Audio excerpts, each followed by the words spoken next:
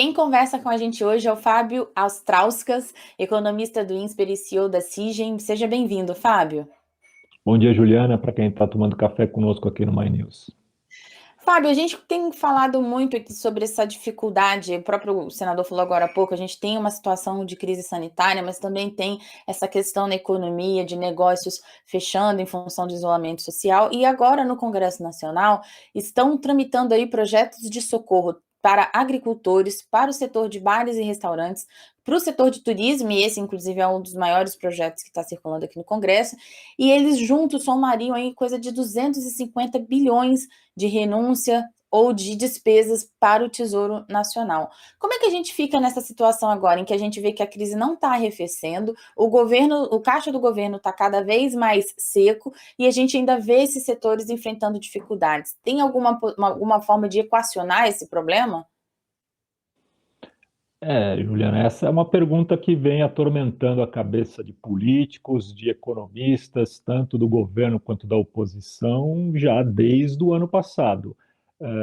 A tradução desse dilema está, por exemplo, no orçamento, né? O orçamento que ainda não está fechado, né, para 2021, ele mostra que as contas do governo não têm hoje a arrecadação que o governo tem, as fontes de recursos do governo não são suficientes para bancar sem um déficit muito maior do que sem estourar o teto, né, como a gente convencionou dizer, o teto de gastos dado pela Constituição, não há como bancar, né? Seja esse valor de 250 bilhões, que é o que se fala agora pela soma dos apoios aí, dos auxílios que estão se falando, tramitando, seja um valor até bastante inferior a esse.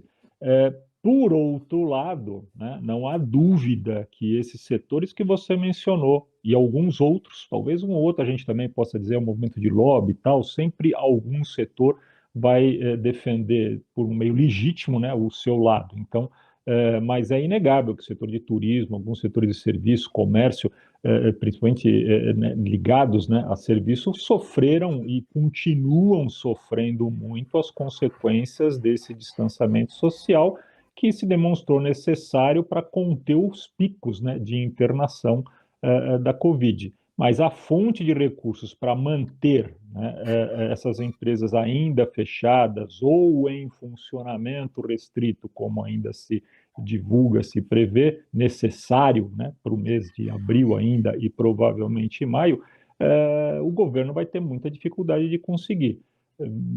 Nós estamos numa sinuca de bico nesse momento. A saída, como você perguntou, e eu venho dizendo isso desde o ano passado, é sempre muito desagradável, né, muito antipático dizer isso, mas está em aumento de impostos e não em corte de impostos ou apenas corte de gastos. Aonde aumentar os impostos é que é a grande discussão.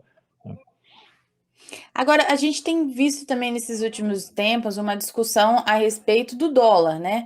A gente está com o dólar circulando no país, a gente está vivendo um boom de commodities, o que poderia puxar esse dólar para baixo, mas o dólar no Brasil continua alto. Na semana passada estava ali na casa dos 5,60. Há alguma perspectiva para esse dólar ceder um pouco? Há espaço, inclusive, é ideal que ele ceda um pouco mais? Ou essas incertezas que a gente vem vivendo vão continuar segurando o dólar acima desses valores que a gente vem vendo, mesmo tendo dólar circulando no país?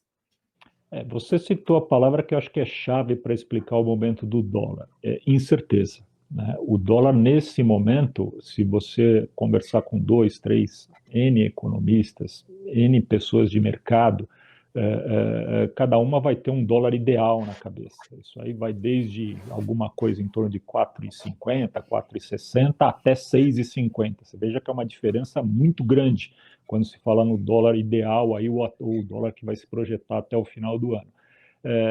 De fato, o que acontece é que o dólar sofre hoje uma pressão bastante grande para permanecer no patamar que está, pela incerteza que a própria situação, como a gente acabou de dizer, se põe no Brasil. Enquanto essa incerteza girar, a especulação será muito grande, e especulação, regra geral, ela é inimiga de capital de longo prazo, de capital que traga, né, estrangeiro, principalmente para o Brasil. O que a gente está vendo, apesar de vários movimentos que levam a pessoas que defendem que o dólar vai cair terem razão, como, por exemplo, a safra, que vai ser bastante grande, exportações, câmbio que favorável, né, para exportação e que poderia, aí, num segundo momento, trazer divisas para o Brasil. A contrapartida disso é justamente que países lá fora, né, os que importam, né, os que são membros da OCDE, os que são em desenvolvimento, eles estão na frente do Brasil no programa de vacinação em massa, no combate à Covid, na estabilidade e na retomada da economia. Isso faz com que o investimento estrangeiro se volte para esses países e não para o Brasil, para aqueles países e não para o Brasil. Isso faz com que há uma fuga de dólar aqui natural. Isso é esse embate entre, né, posições, principalmente de commodities que o Brasil é bastante privilegiado naturalmente, né, e que poderiam derrubar o dólar no médio e longo prazo. Com essa incerteza que eu te citei, é que é o braço de ferro que está no momento em disputa. O que eu acredito é que, independente dele cair ou subir, essa volatilidade que a gente está vendo, ela vai permanecer bastante grande, como foi ao longo de 2020. Fábio, a gente tem até uma pergunta aqui no nosso chat. Você falou a respeito da questão de se criar impostos, não cortar impostos. O Gabriel Castor pergunta se seria a taxação das grandes fortunas e patrimônios uma boa solução para esse impasse, por exemplo.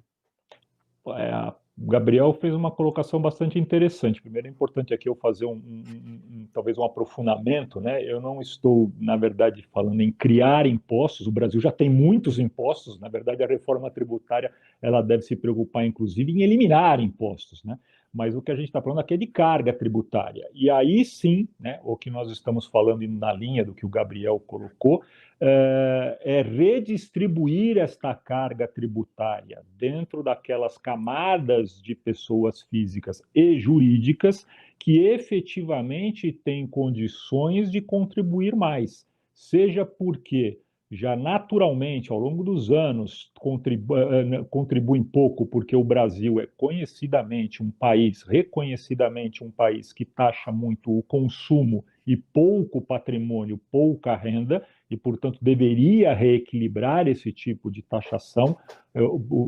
Regra geral, a carga tributária dos mais ricos é muito menor do que a carga tributária dos mais pobres, então essa redistribuição é importante, como também há um movimento que ocorreu e que vem ocorrendo desde o ano passado, não só no Brasil como no resto do mundo, que é que algumas empresas, principalmente aquelas maiores, as de tecnologias, que já eram grandes empresas, as que já possuíam grande lucro, elas têm um lucro ainda maior com a pandemia. E, portanto, é natural, né, que se pense, ainda que transitoriamente, em taxar parte desse lucro, seja no Brasil ou no resto do mundo. As discussões que se tem em torno disso são extensas, de que há fuga de capital, uma série de discussões.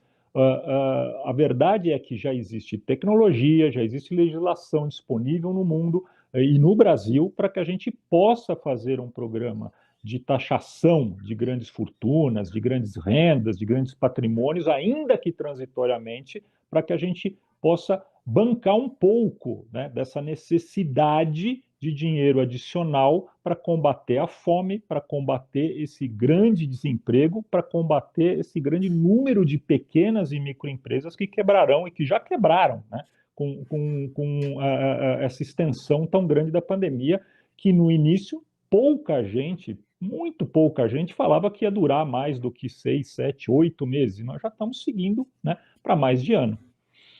Tá certo, Fábio. Muito obrigada pela sua participação, viu? Muito obrigado a você, Juliana. Muito obrigado para quem tomou o café da manhã aqui no My News. Bom dia a vocês. Bom